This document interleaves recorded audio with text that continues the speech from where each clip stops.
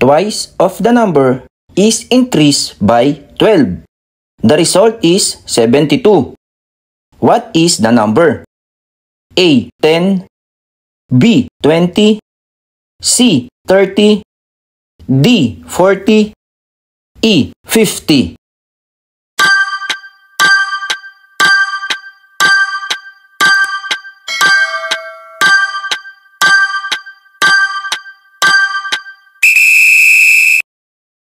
Pataasin ang chance na makapasa sa Civil Service Exam sa tulong ng Earls Review Channel.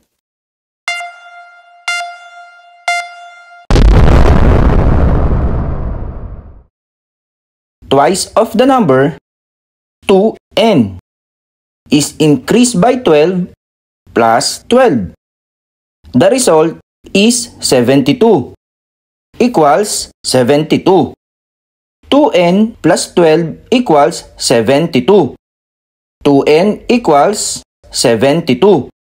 Lipat ang plus 12 dito. Magiging minus 12. 2n equals 72 minus 12, 60. Para sa value ng n, divide by 2 both sides. Cancel na ang 2. n equals 60 divided by 2, 30. C, 30 ang sagot.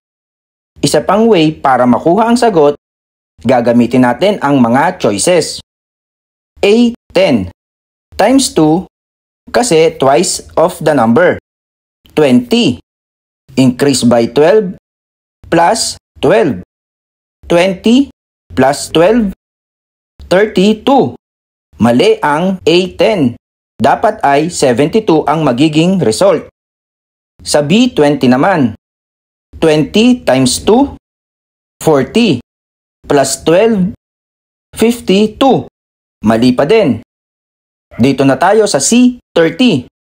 30 times 2, 60, plus 12, 72. Tama ang C30. Kaya ang sagot ay C30. Kung nakatulong ang video natin ngayon, please like, share, follow, and subscribe sa Earls Review Channel for more videos.